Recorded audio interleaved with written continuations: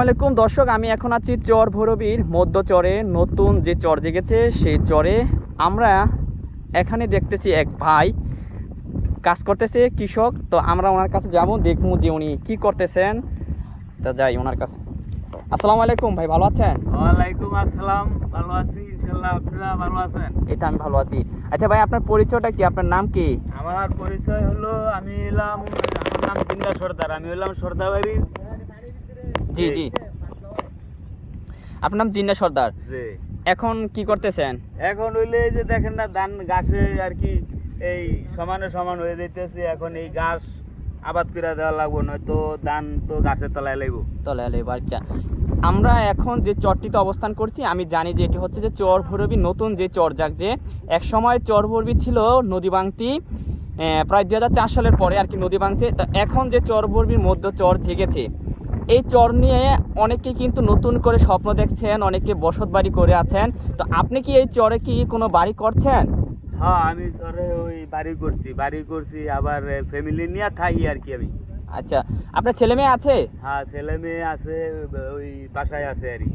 আচ্ছা, আপনাদের জীবনযাপন আসলে আপনাদের যে কর্মজীবনযাপন কি করে চলে? কর্ম চলে ভাই, জীবন চলে। ধরেন এই নদীতে মাছ টাছ ধরি, এই গরু পালি, এই আর কি এই ধান খেতি করছি, এইভাবে দিয়ে আল্লাহ চালাই আর কি। ও, দান করছেন। হ্যাঁ, এই ধান খেতি। আচ্ছা, আমাদের এই চর ভৈরবী এখন নতুন এই চরে ধান ছাড়া আর কি কি চাষ হয় আপনি কি জানেন? এখন বর্ষার সিজনে ধান ছাড়া অন্য কোনো চাষ নাই। আপনার দেখা গেছে পুদিনা সিজনে আসলে দেখা গেছে মরিচ টরিচ সোয়াবিন হবে। ও আচ্ছা, সোয়াবিন টোয়াবিন মরিচ টরিচ কি হয় আমাদের এই চরে? হয়, খুবই একটা বেশি ভালো না, মানে হয় খুবই কম হয়। আচ্ছা, আপনারা এই নতুন চরে আজকে মানে ঘরবাড়ি কতদিন হয়েছে যে করছেন, করে আছেন? এই ঘরবাড়ি ধরেন না, আজকে 3 থেকে 4 বছর ধরে হইতেছে। 4 বছর ধরে এখানে বাড়ি করছেন? জি। আচ্ছা, আমরা তো জানি আমাদের চরবর্তী ছিল নদী ভাঙতি। এখন যে কান্দিটাতে আমরা দাঁড়িয়ে আছি, আপনি বলতেছেন এই গ্রামটা হচ্ছে বাবুরচর গ্রাম, না? যে এটা বাবুরচর। আচ্ছা, এই গ্রামে আপনাদের কি পৈতৃক সম্পত্তি, নাকি এখানে জায়গা কিনে নিয়েছেন, নাকি খাজনাতে নিয়েছেন? আর কি গ্রামে তো অনেকের জায়গা নেই খাজনাতে, তা আপনারা কিভাবে নিয়েছেন? এটি হলো ধরেন এই আমার বড় বাবার আমল থেকে এটি রেকর্ড হইছে। জি। ওই রেকর্ডে সরকারি থেকে রেকর্ড আনছে তারা। বড় বাবার আমলে খাইছে, দাদাই খাইছে, এখন বাবাই খাইছে, আমরা খাইতেছি। এটি আমাদের রেকর্ড। আচ্ছা, নতুন চরে তো এখন তো ঠিক আছে, মানে যার যার পজিশন মতন তারা নিয়ে নিছেন, মানে টাকা পয়সা লাগে না তো? না না, টাকা পয়সা লাগে না। এটি আমাদের জমিন, আমরা এই আবারিয়া যার যার পজিশন মতন মাপ দিয়া, এই মাপ অনুযায়ী যায়। আগে যেখানে ছিলাম এখনো সেইখানেই আর কি বক করতেছি। আচ্ছা, এখানে বাড়িটা কোথায় আপনার?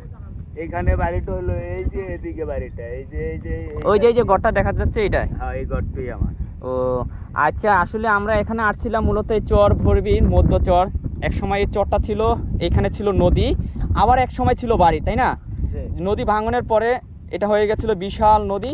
এখন কিন্তু এই চর ভৈরবীর যে মধ্য চরে কিন্তু বিশাল চর জেগেছে কয়েকটি গ্রাম, যেমন বাবুরচর কান্দি জেগেছে, কাজীকান্দি সহ কয়েকটি গ্রাম জেগেছে। অনেকে গ্রাম কি এখানে জেগেছে, ধরেন বাবুরচর জেগেছে, তারপরে ফুলেবাকান্দি, কাজীকান্দি, আখনকান্দি আর কি ক্লিয়ার ভাই নাই। এরপর আচ্ছা, মুন্সিকান্দি কি পাইছে?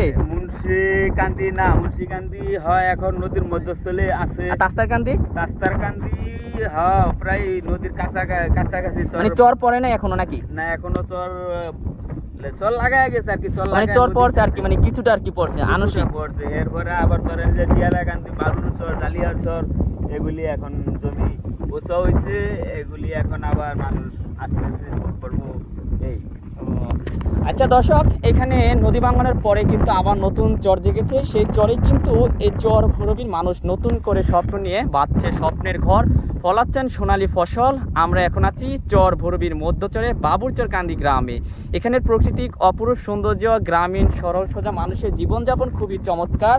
তো আপনারা দেখছেন চর ভৈরবী বিচিত্র ফেসবুক পেজ। আমরা সবসময় চেষ্টা করি গ্রামীণ প্রকৃতির সৌন্দর্যগুলো আপনাদের মাঝে তুলে ধরতে।